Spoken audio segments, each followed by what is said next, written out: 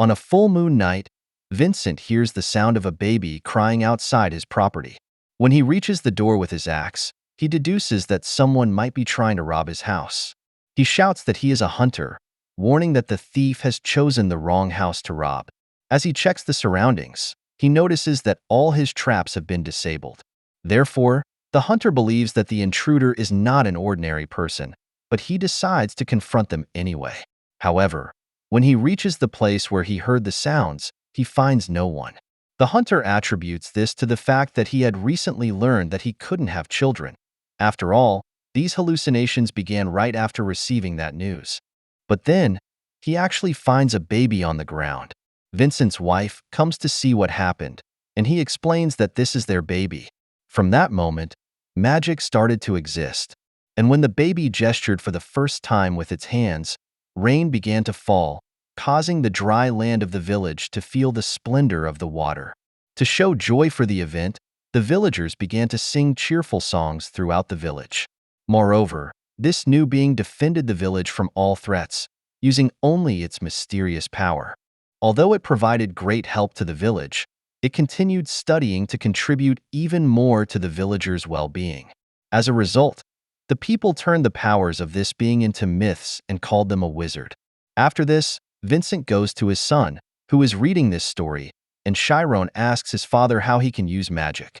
Hearing this, Vincent laughs, knowing it's impossible to kill a bear with a magical arrow shot or even cut down a tree with a single axe blow.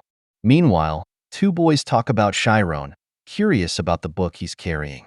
But soon, the comments turn mean, and one of the boys claims that Chiron is adopted since he looks nothing like his father, and his biological parents surely abandoned him because he had some problem.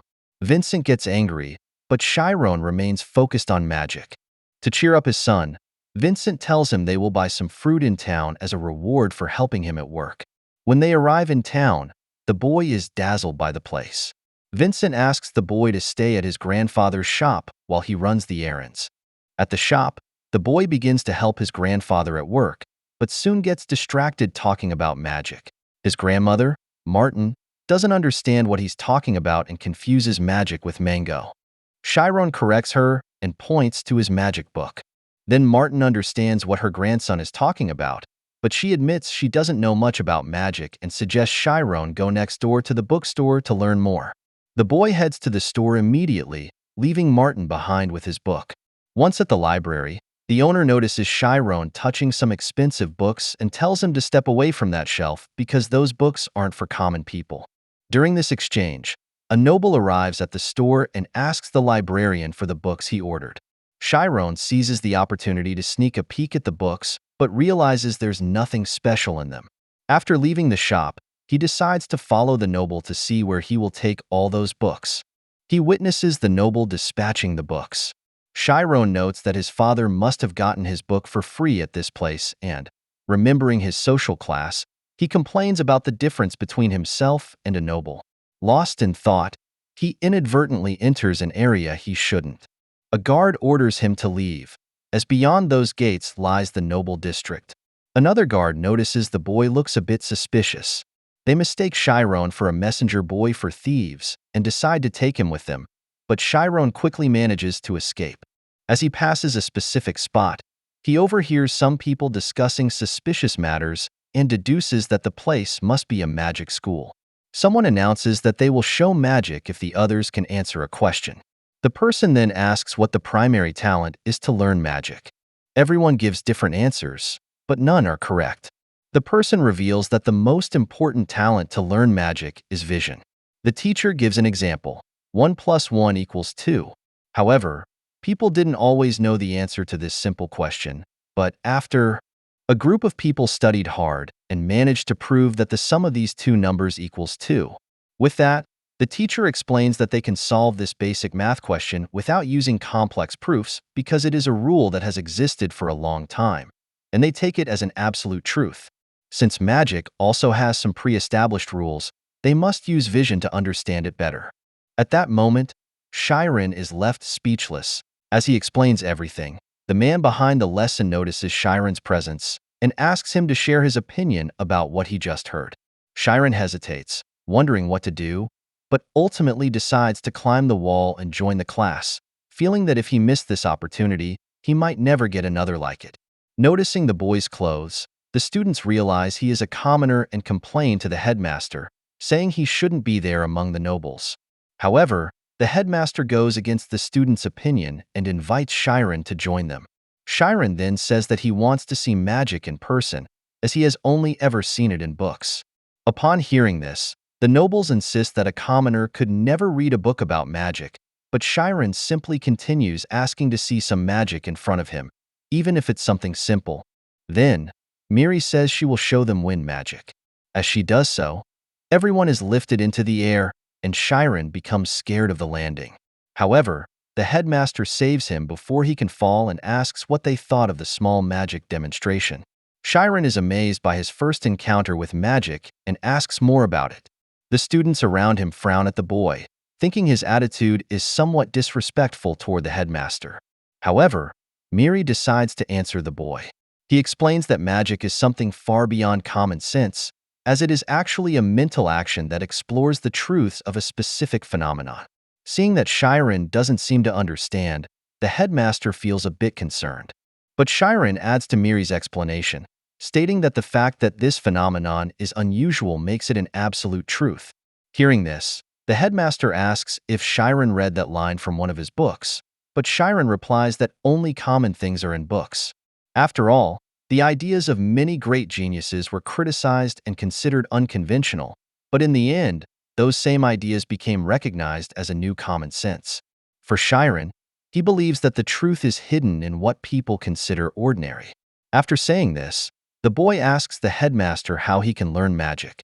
Miri notices that the boy is very clever and, to illustrate his explanation, asks Schwa to enter the spiritual zone. After the girl does so, Miri hides 6 coins in his hand and asks her how many coins he has. Schwa gives the correct answer. The headmaster explains that when a wizard focuses, they become sensitive enough to know everything around them with precision. Moreover, Miri mentions that some wizards are capable of knowing the exact number of leaves on a distant tree, but to achieve this, the wizard must reach an extremely sensitive mental state, also known as the spiritual zone. Upon reaching this state, a wizard becomes able to control all phenomena around them. The headmaster adds that anyone can reach this state. Therefore, he suggests that Shiren practice in a quiet place until he blacks out, as reaching this level will open up a new world to him. But Shiren argues that if he can't feel anything, he won't be able to black out. Miri then invites the boy to practice right there, explaining that if he can't enter the spiritual zone, he won't be able to learn magic at all. With that, Shiren begins to focus on feeling his body in a less physical way. The headmaster asks the boy what he felt, and Shiren responds that he could hear all the sounds around him. However, the students dismiss his claim, saying that anyone could hear sounds from that distance. The headmaster concludes that Shiren doesn't have access to the spiritual zone, as expected. Still, he gently touches the boy's head and assures him that if he continues practicing, he will hear even more sounds in the future. With that, the headmaster ends the special lesson and returns to the school with his students.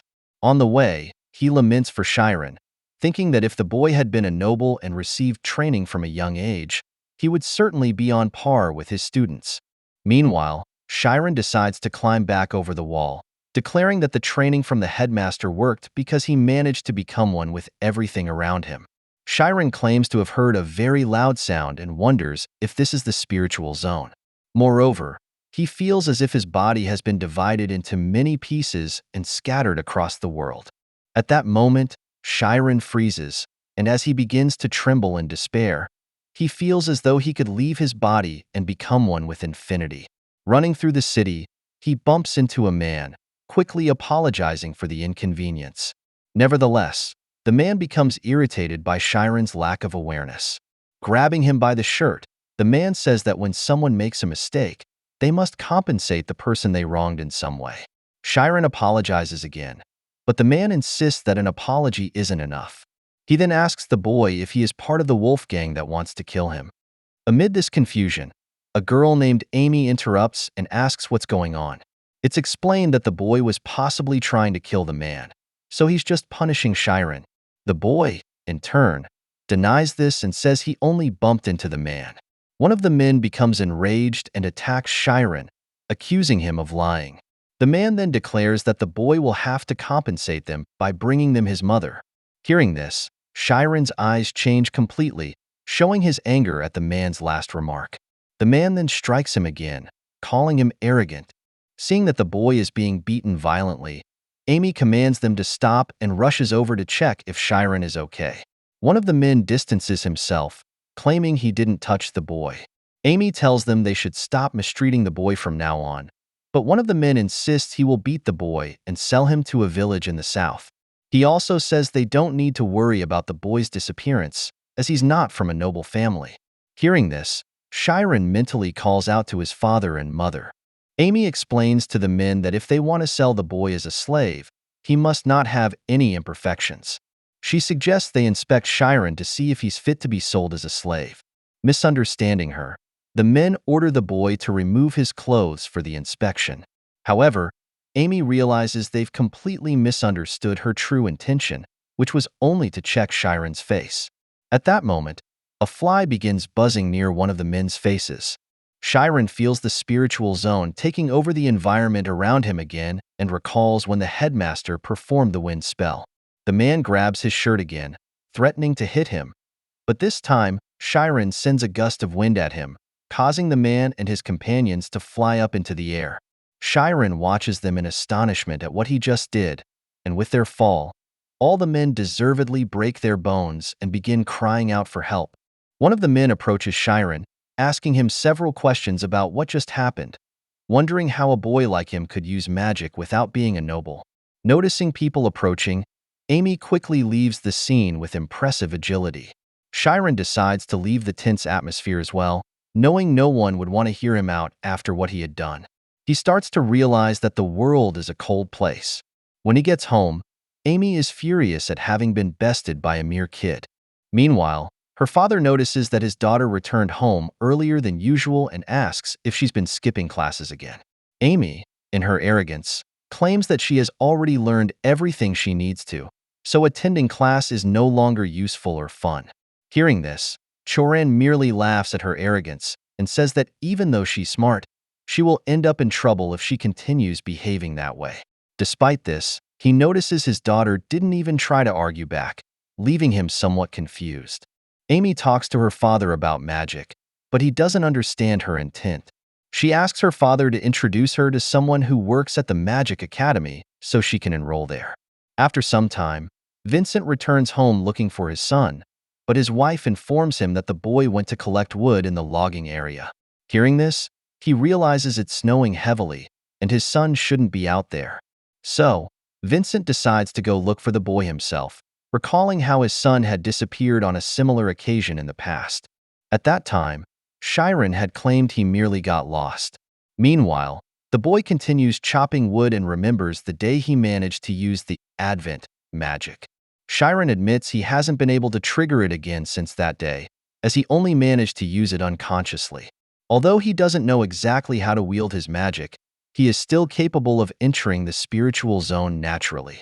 In this state of mind, the boy can sense everything around him with heightened sensitivity, from touch to shape and even smell. Using the spiritual zone, he feels the tree in front of him with greater precision. Noticing a glowing spot on the wood, he aims the axe at that specific point and strikes it. With this single blow, he is able to fell the tree in one go. From a distance, Vincent observes his son and is amazed to see the boy using the thunder strike to bring down the tree more easily.